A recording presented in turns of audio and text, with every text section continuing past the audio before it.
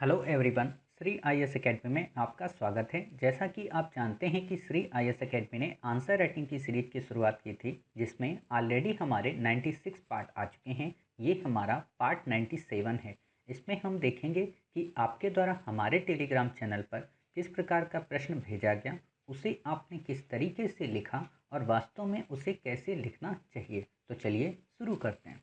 जैसा कि आप देख रहे हैं, ये प्रश्न आपके द्वारा हमारे टेलीग्राम चैनल पर भेजा गया है। तो सबसे पहले हम आपके प्रश्न को पढ़ेंगे, फिर आपके उत्तर को पढ़ेंगे और फिर देखेंगे कि वास्तव में इसे आपको कैसे लिखना चाहिए। आपका प्रश्न है, महात्मा गांधी के बिना भारत की स्वतंत्रता की उपलब्धि कितनी भिन्न हुई होती, चर्चा कीजिए। 200 शब्दों में लिखना है। 12.5 नंबर का प्रश्न है। आपने उत्तर लिखा है, महात्मा गांधी के बिना स्वतंत्रता का स्वरूप कैसा होता। इसका उत्तर उनकी रणनीति एवं विचारों के अध्ययन के पश्चात दिया जा सकता है। स्वतंत्रता संघर्ष में गांधी जी ने अहिंसात्मक तरीके से अपने उद्देश्य के लिए संघर्ष और आम जनता को भी सत्य अहिंसा के द्वारा लक्ष्य प्राप्त करने को प्रशिक्षित किया। अर्थात यदि महात्मा गांधी नहीं होते तो शायद हमारे विरोध करने का तरीका अलोकतांत्रिक होता। स्वतंत्रता के पश्चात भी जन विरोधी निर्णयों के विरुद्ध आम जनता द्वारा इसी मार्ग का अनुसरण होता है।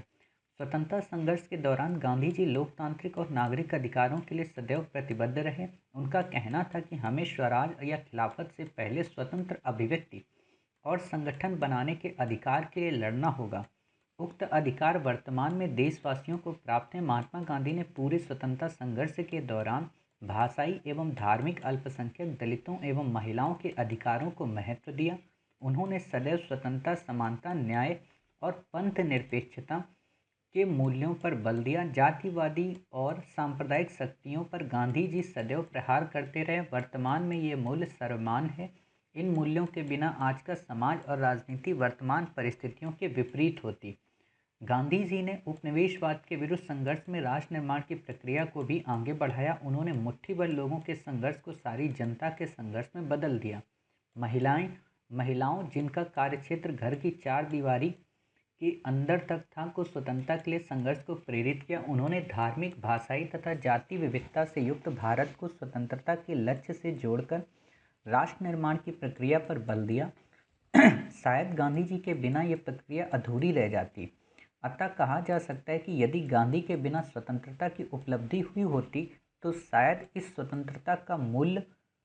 स्वतंत्रता की उपलब्धि मूल्य विहीन होती। देखिए, आपने इस प्रश्न का जैसा उत्तर लिखा है, ये पूर्णतया एक पक्षी है। एक पक्षी का क्या मतलब होता है? एक पक्षी का मतलब ये होता है कि आपने लिख दिया गांधी थे तो ये सब हुआ, गांधी ना होते तो ये सब ना होता। अर्थात आपके अनुसार यहाँ पर ये प्रूफ हो गया कि गांधी का ही योगदान था भारतीय राष्ट्रीय मूवमेंट में, जिसके माध्यम से भारत को जो लोकतांत्रिक प्रक्रिया के तहत स्वतंत्रता मिली, वो गांधी के अंतर्गत ही मिली। वरना ये आंदोलन में या वरना गांधी के बिना ऐसी हमें प्रक्रिया ना मिलती और हमारा देश कहीं और होता, मूल्य विहीन होता। इस लाइन का क्या मतलब है? जब आप ये लिख देते हो कि लोकतांत्रिक प्रक्रिया मूल्य विहीन होती, तो इसका मतलब ये है कि भारतीय राष्ट्रीय आंदोलन के जो युग पुरुष थे, शेष सरदार वल्लभ भाई पटेल, मौलाना अबुल कलाम आज़ाद, मोहम्मद अली जिन्ना। अब आप ये दिमाग मत लगाइएगा कि आपने मोहम्मद अली जिन्ना का क्यों नाम लिया। कभी आपको वक्त होगा तो मैं आपको एक बुक बताऊंगा, अभी पब्लिश हुई है पेंगुइन से, तो आप उस बुक को पढ़ना। काफ़ी अच्छी चीज़ें उसमें लिखी हुई कि आखिरकार जिन्ना ने पाकिस्तान की डिमांड क्यों। क्लियर? और जब आप फ्रीडम एट मिडनाइट या रामचंद्र हुआ पढ़ते हो तो वहाँ पे भी आपको काफ़ी सारी चीज़ें समझ में आती हैं। क्लियर? तो अध्ययन का दायरा सीमित होने पर आप किसी अंतिम निष्कर्ष पे मत पहुँचा करें। क्लियर? खैर, वो हम जब मॉडर्न इंडिया शुरू करेंगे तो ऑलरेडी ये सारी चीज़ें काफ़ी अच्छे से डिस्कस करेंगे। तो यहाँ ये मैं बता रहा था कि आपने ये बता दिया कि साहब सरदार वल्लभ भाई पटेल जो थे उनमें भी उतने अच्छे मूल्य नहीं थे, मौलाना अबुल कलाम आज़ाद में भी उतने अच्छे मूल्य नहीं थे, पंडित जवाहरलाल नेहरू, लाल बहादुर शास्त्री पंडित जवाहरलाल नेहरू, गोपाल कृष्ण गोखले, डॉक्टर राजेंद्र प्रसाद या फिर दादा भाई नौरोजी या फिर आप कह सकते हो बाल गंगाधर तिलक, या कई सारे ऐसे क्रांतिकारी नेता या कई सारे ऐसे क्रांतिकारी युग पुरुष या अलग अलग देशों में भारतीय राष्ट्रीय आंदोलन की अलग जगाने वाले वो लोग, उनमें मूल्य नहीं थे। या उनमें वैसे मूल्य नहीं थे जैसे गांधी में थे। आप ये सोचिए कि गांधी जिस वक्त राष्ट्रीय आंदोलन में एंट्री करते हैं, उस समय तक राष्ट्रीय आंदोलन की परिपक्वता कहाँ तक हो चुकी थी। अर्थात राष्ट्रीय आंदोलन अपने 20 से 30 वर्षों के समय अवधि को पूरा कर चुका था, लगभग 30 वर्षों को तो पूरा कर ही लिया था। और गांधी के पहले भी कई सारे ऐसे नेतृत्व उभर कर आ चुके थे जो राष्ट्रीय आंदोलन को एक दिशा देने की ओर उन्मुख ही थे। सबका ये बात अलग है। देखिए, जैसे आप जब तैयारी कर रहे हो आईएएस की, आप तो तैयारी कर रहे हो, तो सबसे ज़्यादा रोल किसका है? आपके माता पिता का। उससे ज़्यादा रोल किसका है? आपका स्वयं का। फिर किसका रोल है? आपका खाने बनाने वाले का, आपके दोस्तों का, आपके फ्रेंड्स का, रिक्शा वाले का, बुक प्रिंट करने वाले का, न्यूज़पेपर देने वाले का। मतलब हर एक उस छोटे से छोटे तिनके का योगदान है जो आपको प्रत्यक्ष या अप्रत्यक्ष रूप से डेवलप कर रहा है। तो इसका क्या मतलब है कि क्या मूल्य केवल आप में ही है? अर्थात उस रेड़ी पटरी वाले में, या उस न्यूज़पेपर वाले में, या आपके माता पिता में, या आपका खाना बनाने वाले में, उसमें वैल्यूज़ नहीं है। अगर उसमें वैल्यूज़ ना होती तो आपका खाना क्यों बनाती? अगर उसमें वैल्यूज़ ना होती तो आपका न्यूज़पेपर नित्य क्यों देने आता? अर्थात सब में वैल्यूज़ हैं, लेकिन आपने क्योंकि ज़्यादा पढ़ा, आपने युग को ज़्यादा अच्छे से समझा, तो इसीलिए आप में उनकी अपेक्षा अधिक है और आप आगे चल के युग के वाहक बनोगे। तो हम ये तो नहीं कह सकते कि अगर आप ना होते तो क्या होता है। जैसे ये चीज़ें कई बार आप जब प्रेम प्रसंग के बारे में जब सुनते हो, तो वहाँ पे ये लाइनें काफ़ी ज़्यादा इस्तेमाल होती हैं कि अगर तुम ना होती तो मेरा क्या होता, तुम नहीं रहोगी तो मैं क्या कर पाऊँगा, तुम्हारे बिना मैं अधूरा हूँ। ये एक अधूरीपन चीज़ें। भाई, इस दुनिया, इस देश में 130 करोड़ से भी ज़्यादा लोग हैं। आपको कोई ना कोई तो मिलेगा ही, चाहे लड़का हो या लड़की हो। आप किसी के सहारे थोड़ा ना रहते हो। हाँ, कुछ समय की बातें अलग होती हैं कि जब आप थोड़ा वियोगीपन हो जाते हो, लेकिन युग बदलता है। अर्थात युग की भी अपनी एक महत्ता होती है, युग की भी अपनी कुछ परिस्थितियाँ होती हैं जो ऐसे कर्म योगियों को जन्म लेने के लिए उन्मुख करती हैं। गीता में कृष्ण क्या कहते हैं? यदा यदा ही धर्मस्य ग्लानिर्भवतु भारतस्य अभ्युत्थानम तदात्मानं सृजाम्यहम्। ये जो चीज़ें वो कहते हैं कि जब जब धर्म की हानि होगी और अधर्म का नाश बढ़ेगा, तब तब मैं अधर्म का नाश करने के लिए हर युग में जन्म लूँगा। तो ऐसा क्यों कहते हैं? क्योंकि उनको पता है कि कोई ना कोई तो आएगा। वही चीज़ थी गांधी को लेकर, लेकिन हम किसी अन्य को अप्रासंगिक नहीं ठहराएंगे। समझ गया? दूसरी चीज़, जब हम इस प्रश्न का उत्तर लिख रहे हैं, अभी तो हम आपकी कमियां बता रहे हैं, अभी हम इसका फ्रेम भी बताएंगे, बिल्कुल भी चिंतित मत हो। देखिए, काफ़ी बड़ा टॉपिक है। मतलब आप गांधी के बारे में अगर मुझसे पूछना चाह रहे हो तो आप सोच सकते हो कि मैंने लगभग 1 से 2 वर्ष गांधी म्यूज़ियम में या गांधी लाइब्रेरी में जो राजघाट के पास है, वहाँ पर स्पेंड किए थे अपनी तैयारी के दौरान। तो मैंने कितना गांधी को पढ़ा होगा, और मैं आपको यहाँ पे 25 वर्ड्स में गांधी को बता दूँ या 25 मिनट्स में आपको बता दूँ, तो संभव नहीं है। समझ गए? फिर भी मैं पूरी कोशिश करूँगा कि कम से कम मैं आपको बता दूँ। और जब हिस्ट्री ऑप्शनल हम शुरू करेंगे तो वहाँ पे काफ़ी डिटेल में आपको हम इस विषय की जानकारी देंगे। क्लियर? तो यहाँ आपने जो गलती की है, पहले हम उनको बताते हैं। आपने क्या किया कि इनके कालक्रम को ध्यान में नहीं रखा। आपने गांधी को स्वतंत्रता आंदोलन से तो जोड़ा, फिर आपने उसे करंट से जोड़ दिया। फिर आप आगे गए तो फिर आपने स्वतंत्रता आंदोलन से जोड़ा और फिर उसे करंट से जोड़ दिया। कहने का मतलब आप या तो ये कर सकते थे कि गांधी के पहले योगदान को दर्शा देते और फिर करंट से उसको जोड़ देते, लेकिन जब करंट से जोड़ते तो आप समय की परिस्थितियों को भी ध्यान में रखते। समझ गए? दूसरी बात यह है कि आपने केवल गांधी को बताया, तो केवल गांधी को नहीं बताना है, गांधी के पहले क्या स्थिति थी। देखो, किसी चीज़ को हम जज कब कर पाते हैं? जो पहले की स्थिति थी उसके बाद क्या परिवर्तन आए। तो पहले की स्थिति कांग्रेस की या राष्ट्रीय मूवमेंट्स की कैसी थी, आप वो बता दें, और फिर आप इनका डिफरेंस करके अंतर बता दें, और फिर निष्कर्ष जब दें तो आप केवल गांधी उन्मुख होकर ना दें। हाँ, ये कह सकते हैं कि उस समय जो राष्ट्रवादी दुल्हन थी उसकी डोली को उठाने के लिए अनेकों कंधे मौजूद थे, लेकिन उन कंधों में जो सबसे मजबूत कंधा निकला वो महात्मा गांधी का निकला। आप ये कह सकते हो। अर्थात नेतृत्व के रूप में गांधी अग्रणी बन गए। लेकिन इसका मतलब ये नहीं है कि पीछे जो लोग 4 लोग कंधा देते हैं ना, किसी भी डोली को कंधा देने के या तो 4 होंगे या तो 2 होंगे, सिंगल व्यक्ति तो नहीं दे सकता। तो आप एग्जामिनर समझ जाएगा, अच्छा आपने अन्न की भूमिका को समाप्त नहीं किया है। समझ गए एक चीज़ ये। दूसरी बात, आप ये ना किया करें, यहाँ से ये लग रहा है कि आपने लाइन बाद में खींची है और लिख पहले दिया था, तो ऐसी राइटिंग मत किया करें कि आपकी वो लाइन से बाहर हो जाए। क्लियर। चलिए अब हम देखते हैं वास्तव में इसको इनकोड करके कि हमें लिखना कैसे चाहिए। तो आपसे प्रश्न है, महात्मा गांधी के बिना अर्थात महात्मा गांधी के पहले कैसी थी, ये आपको बताना है। भारत की स्वतंत्रता की उपलब्धि अर्थात भारत आज़ाद हो गया, तो इस उपलब्धि का हम क्या करें और कितनी भिन्न होती अगर गांधी ना होते। अर्थात आप पूरा अगर इसको इनकोड करें तो ये आपसे कह रहा है कि गांधी अगर ना होते तो भारत की स्वतंत्रता कितनी अलग होती, अर्थात स्वतंत्र तो होता। समझ गए एग्जामिनर का मतलब क्या है। एग्जामिनर का मतलब ये है कि भारत स्वतंत्र तो होता, लेकिन ये स्वतंत्रता कितनी भिन्न होती। तो स्वतंत्रता कितनी भिन्न होती इसको तो आप तभी बता सकते हो कि स्वतंत्र कराने वाले वो जो एलिमेंट्स थे गांधी के अलावा, उनका क्या स्वरूप था, उनका क्या तरीका था, उनकी क्या पद्धतियाँ थीं। और अगर आपने उससे गांधी को डिफरेंस कर दिया और तत्कालीन युग की प्रासंगिकता को दर्शा दिया, तो आप गांधी के काफ़ी नज़दीक हो जाओगे। जैसे आपने एक गांधी गाना सुना होगा कि साबरमती के संत तूने कर दिया कमाल। समझ गए, उसमें क्या कहते हैं कि गांधी ने क्या किया था कि एक लाइन में बता रहा हूँ, वो तो गाना गा के ही बोलना पड़ता है। कदमों में तेरे कोटि कोटि प्राण चल पड़े, हाँ किसान चल पड़े जवान चल पड़े, कदमों में तेरे कोटि कोटि प्राण चल पड़े, दे दी हमें आज़ादी बिना खड़ग बिना ढाल, साबरमती के संत तूने कर दिया कमाल। है ना। तो ये जो चीज़ें आती हैं ये क्या कह रहे हैं कि साबरमती के संत ने बिना खड़ग और बिना ढाल के देश को आज़ादी दे दी, अर्थात गांधी का ये सबसे बड़ा रोल है। लेकिन ऐसा नहीं है, अन्य भी कई सारे कारण थे जिन्होंने ब्रिटिश हुकूमत पे दबाव बनाया।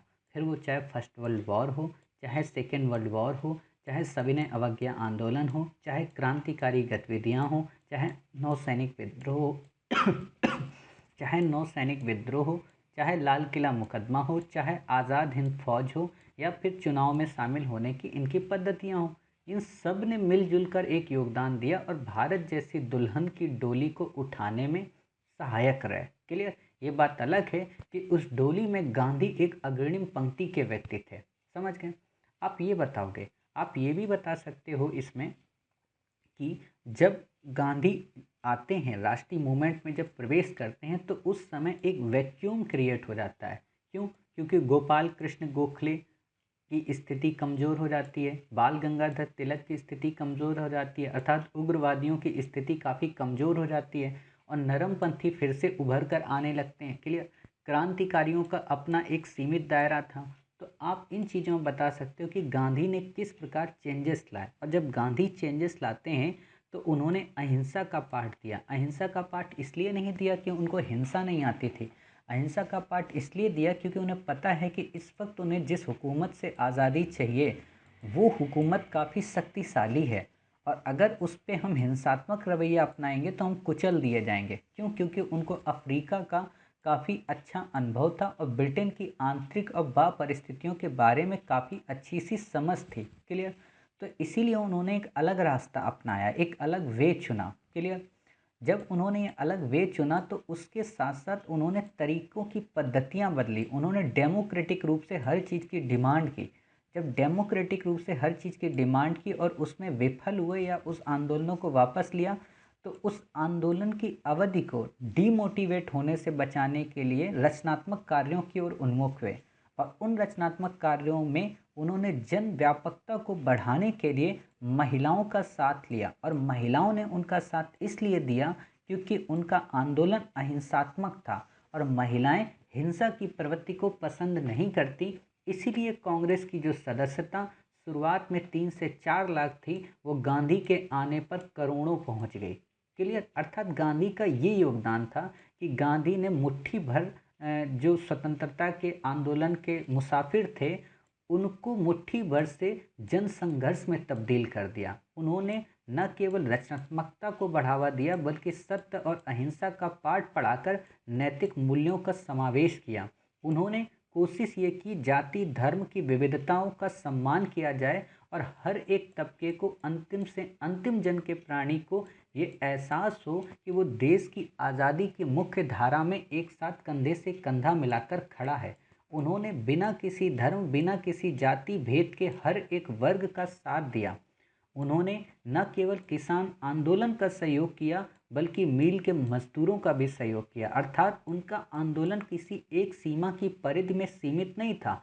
उन्होंने तुर्की के खलीफा के प्रति हो रहे दुर्व्यवहार का विरोध करने के लिए खिलाफत जैसे आंदोलन का साथ दिया।